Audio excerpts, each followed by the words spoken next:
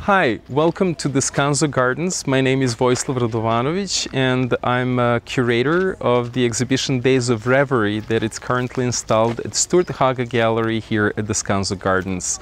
The title of the show really resonates with this idea of cross-section between nature, art, and healing and well-being. So everything that you can experience in the exhibition is really aligned with the broader vision of Descanso Gardens, providing a safe sanctuary space for not only people who are coming here to enjoy the nature, but also to all the botanical collection that I have here of the living plants. So Days of Reverie also includes 5 local LA artists who are all very much familiar with the Descanso Gardens, and that was one of the main ideas, to actually have people who are personally connected to the gardens. The first piece that you can see in front of the gallery that it's installed is interactive installation by Korbel, who is again local Los Angeles artist whose work really goes in a variety of the medias, but he's mostly famous for her sculptures. And here in this installation, you see multiple trees, and on the 2 front trees, you see lapis buntings. This is a species that it's local to Descanso Gardens, and they are like symbolical messengers, or like that connection between nature and people. So on the back trees, you can see the notes that were left by the community, by the visitors, after they resonated with the exhibition, and the front birds are here to basically carry that messages further. Part of her installation is also like installed inside, where she presented the beautiful life-size sculpture of the deer. And it was interesting because just the other day when we installed the show, there was a real deer here coming up to check how the show looks like. She's using all sorts of like materials that are recycled, repurposed, and one of the idea that I had for this show was to artists really collaborate with the horticultural department from Descanso Gardens. So a lot of materials that you can see here are actually collected from the gardens and used in their exhibitions. So yeah, we can actually go again through that space. After seeing the messengers at the beginning, in front of the gallery, audience is meant to actually step through the main entrance, where you can see and hear immediately the work by another artist. Joseph Carrillo is a really talented music composer who created a score for this exhibition titled Dreaming Forest. This is a composition that he created in the last 12 months. And it is inspired with the botanical collection of Descanso Gardens, and he also hired 6 different musicians to actually play this score. It's a 20-minute musical composition separated in 4 parts, and after delivering his music, he also gave us opportunity to actually have his musical notebook. And even though I'm not able to read the notes, this is open for audience to maybe recognize what is right now playing and flip the pages and see how really this looks like from that point of view. Joseph Carrillo is really a prolific music composer. He was involved in several big projects, including Minari film that was nominated for the Oscars.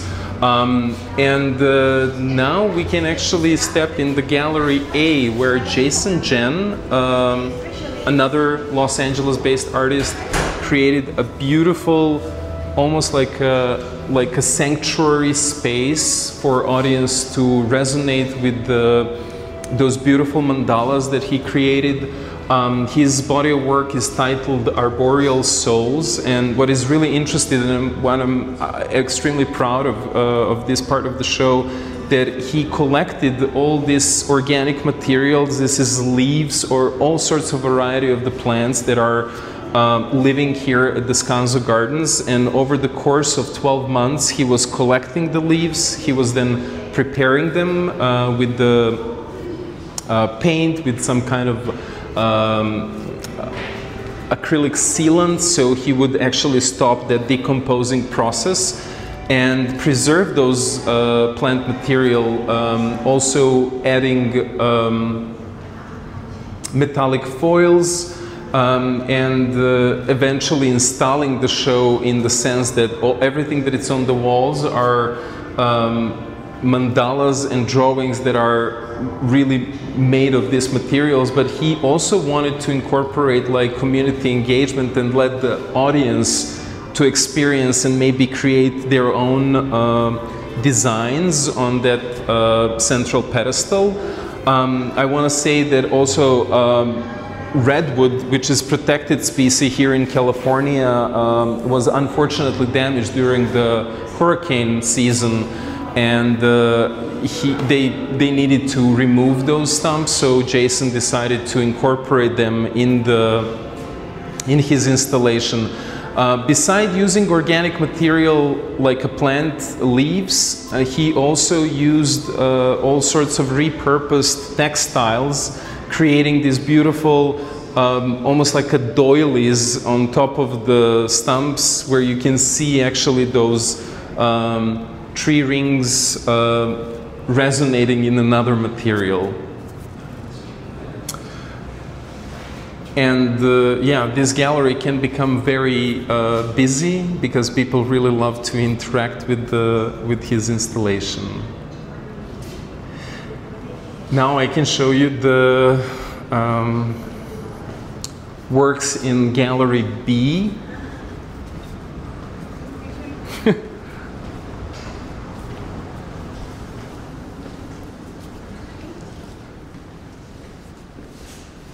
So this is the gallery that features works by Jill Sykes, and she as well created those paintings in the last 12 months when she was preparing for everything, and each one of the paintings actually features again something that she experienced here at Descanso Gardens. What I like about her paintings, it's also like the title, Between Light and Shadows. So she was really playing with this like simplifying composition and like emphasizing on the object or like just a branch or like part of the plant, and then separating it from the background. What I like about her palette and her way how she builds the paintings, it's really interesting, and especially like for example in this polyptic composition, she uses very translucent paint. So the board or the wood that she was painting on is actually exposed, and you can see this nervature of the background, almost behaving like a landscape that it's not handmade, but it's like actually done by the nature. And also in that blue painting, and there is that visible nervature of the surface that she's painting on. We also, when I invited her to be part of this show, she texted me a photo of her kids and her from like 30 years ago. So I felt that it would be really important to also incorporate some of her older works, like from 10 and 15 years ago. So on this wall we have some older works, and the rest of the show is basically everything that she created in the last 9 months. Also, she chose to paint the walls in this pink, beautiful, warm color. I think that she cloned it from this painting. And everything is oil on canvas or oil on wood. your audience is meant to actually sit down and resonate and spend time here in each of the spaces that are here. The Sturt Haaga Gallery actually has that like moment of like just slowing down, sit and resonate with the works. And now we are slowly going to the Gallery C, where you have, where we have Catherine Ruane with the installation titled Botany of Desire. I see this work as like actually a combination of two different types of works, but the artist is very particular of explaining this as one installation titled Botany of Desire. But you can see definitely that there are two predominant bodies of work, one featuring roses and the other one featuring branches or leaves or a spiral of sycamore leaves. It is really interesting fact that at some point when Catherine was raising her children, she made a very conscious choice to stop making paintings oil on canvases and to go with something that it's more easy to work with, and that's actually graphite on paper. And ever since then, she actually started to really flourish in this media, and she's kind of like famous for doing this for years. And for this occasion, she created this beautiful spiral, and I chose two of her notes about the body of work. One is referring to the sycamore leaves, which was a sycamore as a species was actually respected by Tongva people who are native to this land as a species that it's really protecting us from the evil spirits. So she's wrapping out the gallery with this beautiful spiral, and also like representing that wild part of the nature.